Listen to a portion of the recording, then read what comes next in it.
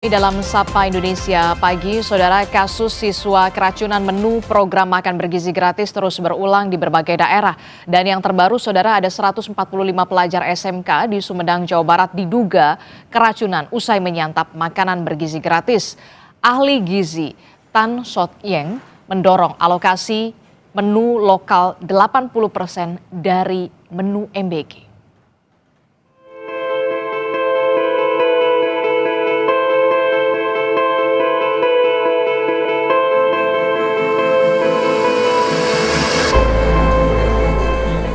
Kasus siswa keracunan menu program makan bergizi gratis terus berulang di berbagai daerah.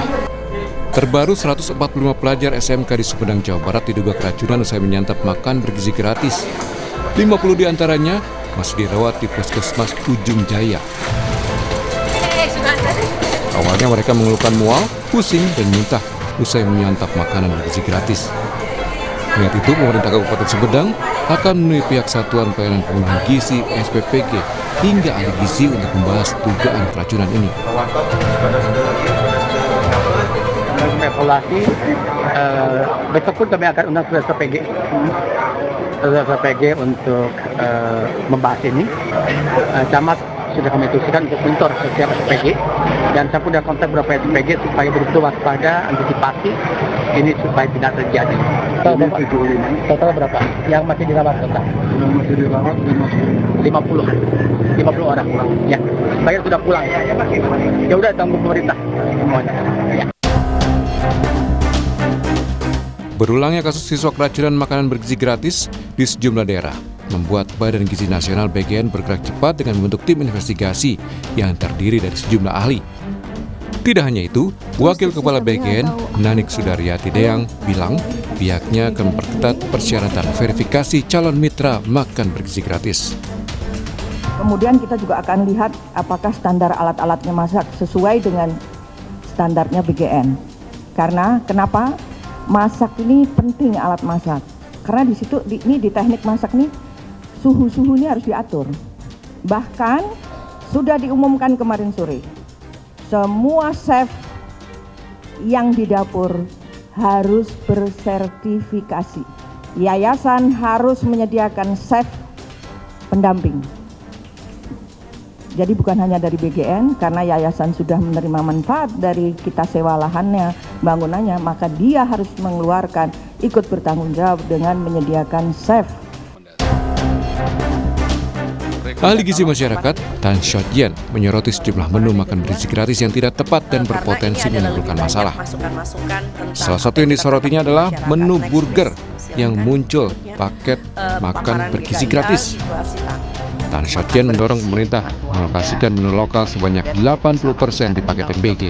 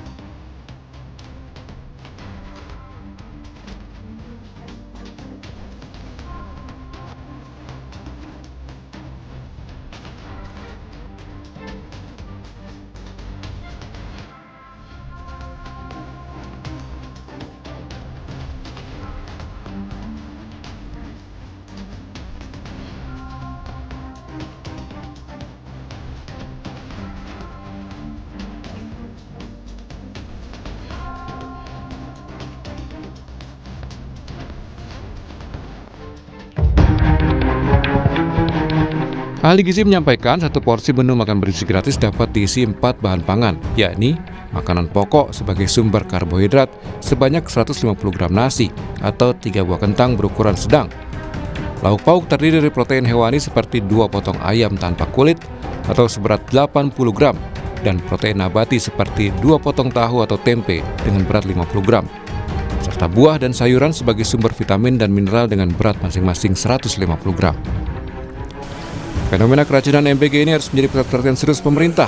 Evaluasi dan pengawasan harus dilakukan mulai dari rantai pasok paling awal hingga saat siswa menerima MBG.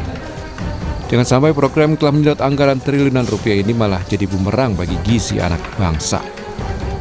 Tim Liputan, Kompas TV.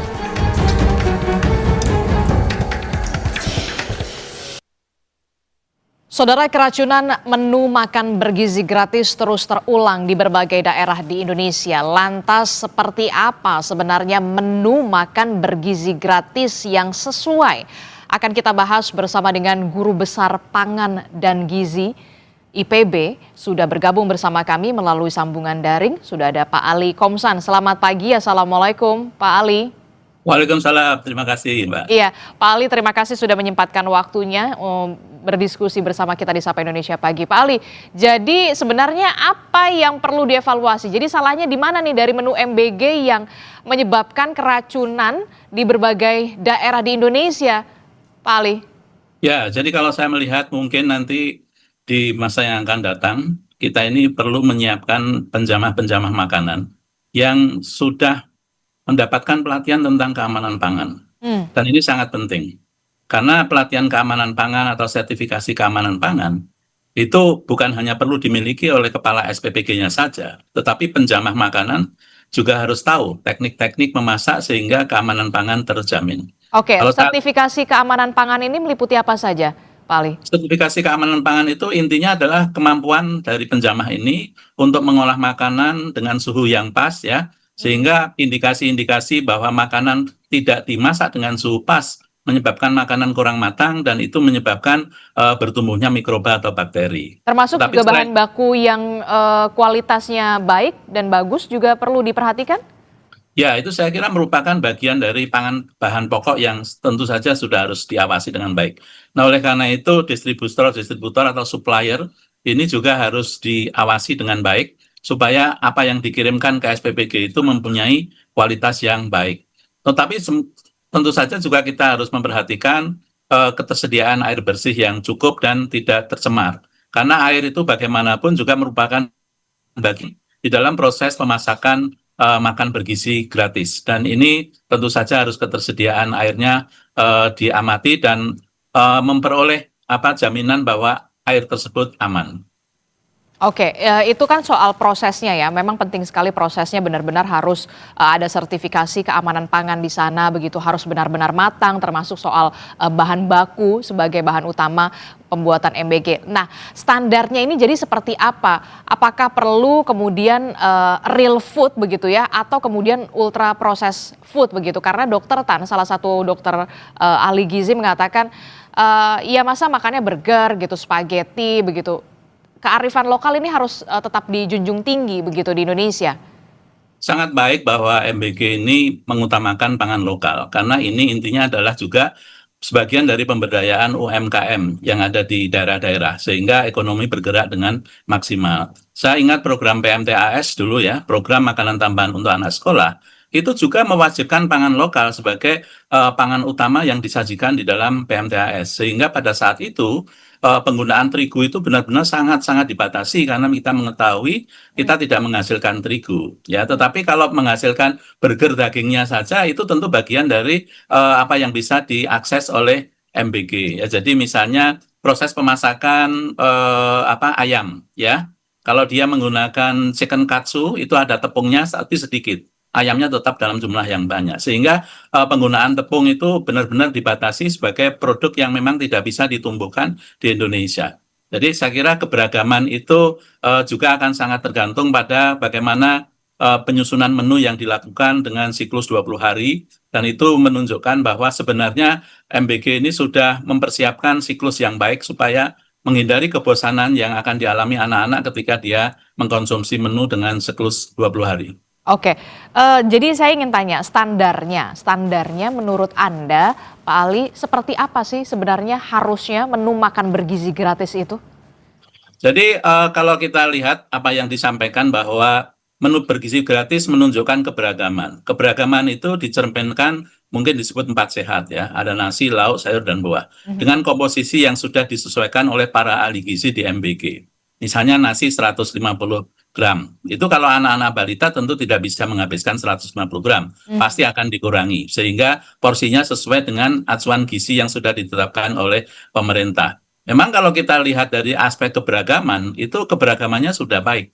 Ada buah, ada sayur, ada lauk, dan kemudian ada pangan pokok. Pangan pokok itu kalau menggunakan kentang, itu juga merupakan bagaimana pemberdayaan pangan lokal di Indonesia. Karena selama ini kita ketergantungan pada beras tinggi sekali, dan mungkin lebih dari 90% kita ini mengkonsumsi nasi. Memperkenalkan pangan pokok non-nasi itu dilatih juga sejak dini. Ya, tetapi kentangnya itu apakah cukup disajikan dengan kentang rebus saja, atau berupa mashed potato yang mungkin bisa lebih dinikmati oleh anak-anak, itu juga tentu saja memerlukan bagaimana pembiasaan mengenal pangan pokok non-lokal. Saya kira salah satu ketidakberhasilan dari diversifikasi saat ini adalah bahwa kita sulit menggantikan beras sebagai pangan pokok. Tetapi ketika ada program MBG yang menyasar anak-anak usia dini dan anak usia sekolah, maka ini kesempatan yang bagus mengenalkan pangan-pangan pokok lokal yang sebenarnya sangat bisa dijumpai di berbagai wilayah. Termasuk juga bagaimana saya ingin mengetahui respon Anda terkait dengan makanan olahan yang kita tahu juga dijadikan menu MBG. Misalkan tadi Anda bisa mengatakan nasi bisa diganti menjadi mashed potato begitu ya, atau bisa nggak sih sebenarnya untuk di beberapa wilayah nasi diganti kentang atau ya sama kentang atau jagung misalkan? Ya, jagung, kentang, kemudian ubi jalar, itu semuanya adalah produk-produk karbohidrat. Tetapi ketika kita memberikan pangan non-nasi, yang harus diperhatikan adalah bahwa lauk pauk atau kandungan proteinnya harus ditingkatkan. Karena di antara berbagai pangan pokok tadi, yang proteinnya tinggi itu hanya nasi dan jagung. Ya, sehingga ketika kita menggantikan dengan kentang ataupun ubi jalar atau singkong, itu maka kandungan protein dari lauk pauk harus ditingkatkan. Sehingga kalau kita melihat misalnya orang Maluku sebagian makan sagu, kemudian lauknya itu adalah ikan, itu adalah komposisi yang lebih bagus daripada sagu dengan tahu tempe misalnya. Oleh karena itu kualitas protein harus ditambah, kemudian mungkin porsi protein juga harus ditambah kalau kita menggunakan pangan pokok non beras. Oke, pertanyaan saya selanjutnya begini, Pak Ali, seberapa pentingkah kemudian real food di menu makan bergizi gratis dibandingkan menu olahan? Kalau kita bicara apa yang kita konsumsi, pasti semuanya itu menggunakan proses pengolahan, ya. Tetapi dengan adanya upaya-upaya yang dilakukan oleh MBG dengan mengolah dengan beragam menu, itu saya kira sudah memenuhi persyaratan proses pengolahan, ya, yang menunjukkan keberagaman sayur hari ini berbeda dengan sayur yang akan disajikan besok, pengolahan yang disajikan hari ini berbeda dengan yang disajikan besok, dan ini juga merupakan bagian dari pendidikan gizi untuk anak-anak untuk mengenal beragam olahan yang bisa disajikan, dan ini mungkin akan berbeda dengan apa yang biasa disajikan oleh orang tuanya yang kesehariannya makan mungkin ragamnya tidak seberagam apa yang disajikan di MBG saat ini. Dari kacamata Anda, Pak Ali, apa sebenarnya yang harus segera dievaluasi secara menyeluruh dari menurut pandangan Anda, mulai dari hulu sampai ke hilir soal program makan bergizi gratis ini? Jangan sampai kemudian kita tidak mau melihat lagi ada kasus-kasus dugaan keracunan dalam program makan bergizi gratis ini. Ya, jadi untuk SPPG yang sekarang ini bermasalah, tentu saja bisa dilakukan sanksi, misalnya pemberhentian sementara. Pemberhentian sementara? Pemberhentian sementara. Sementara untuk SPG-SPG lain yang tidak bermasalah, tentu harus tetap berlanjut melakukan proses pemberian MBG ini dengan baik. Yang kedua adalah perlu adanya sertifikasi layak sanitasi and hygiene, ya, SLHS, yang itu kemungkinan nantinya harus diwajibkan kepada seluruh SPPG.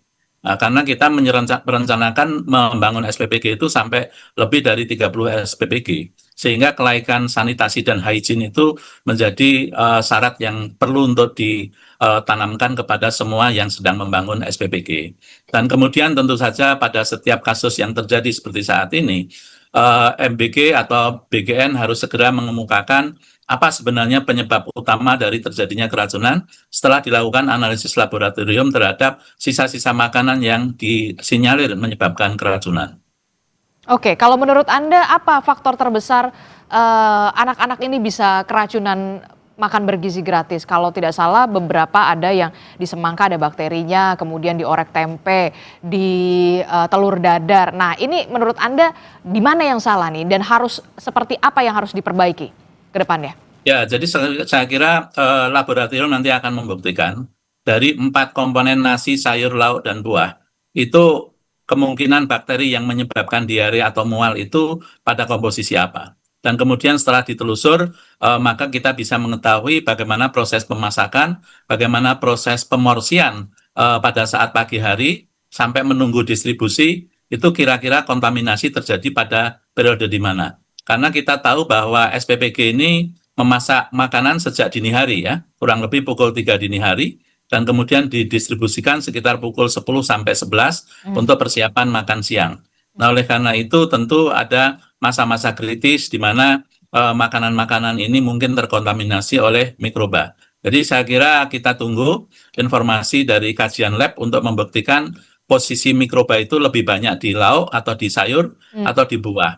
Nah, untuk buah-buahan tentu saja sebenarnya pemilihan buah-buahan berkulit yang saat ini sudah dilakukan itu sudah sesuai. Misalnya kita memilih pisang daripada semangka yang diiris-iris ya. Oke. Karena semangka yang diiris-iris itu akan mudah basi. Sehingga itu menyebabkan aroma yang tidak enak, kemudian rasa asam dan sebagainya. Tetapi dengan memberikan pisang itu oke. Kemarin ditemukan salak tetapi ada ulatnya. Kalau saya melihat itu saya kira SPPG memang tidak bisa mengontrol salak itu ketika di dalam masih ada kulitnya. Kita tidak tahu di dalamnya seperti apa. Jadi saya kira itu minor lah ya, menurut saya ya. Tapi pilih buah-buahan yang berkulit itu menurut saya masih lebih aman daripada buah yang kemudian dikupas dan disajikan 3-4 jam kemudian. Oke, terakhir Pak Ali, masukan seperti apa yang ingin Anda sampaikan kepada pemerintah terkait dengan proyek makan atau program makan bergizi gratis ini? Ya, saya kira menyediakan makanan untuk 3.000 siswa ini merupakan tugas yang luar biasa, memerlukan pemikiran dan kehati-hatian ya. Sehingga apakah kita ini berpikir penyeragaman SPPG dengan 3.000 porsi di seluruh Indonesia itu merupakan hal yang memang pantas dilakukan atau perlu ada alternatif-alternatif lain sehingga keseragaman itu tidak ditentukan oleh pusat bahwa semuanya harus 3.000 porsi setiap hari. Sehingga saya berpikir tentang adanya small scale SPPG yang bisa melayani dalam jumlah yang lebih sedikit, mengingat bahwa geografi Indonesia ini ada wilayah-wilayah terpencil, ada wilayah-wilayah kota metropolitan yang semuanya mungkin memerlukan perlakuan yang berbeda. Oke, baik, kita tentu saja berharap ada evaluasi yang secara menyeluruh begitu ya, dan nantinya akan ada perbaikan supaya program makan bergizi gratis ini tetap berjalan begitu ya sampai selesai periode, dan tentu saja untuk menciptakan atau mewujudkan Indonesia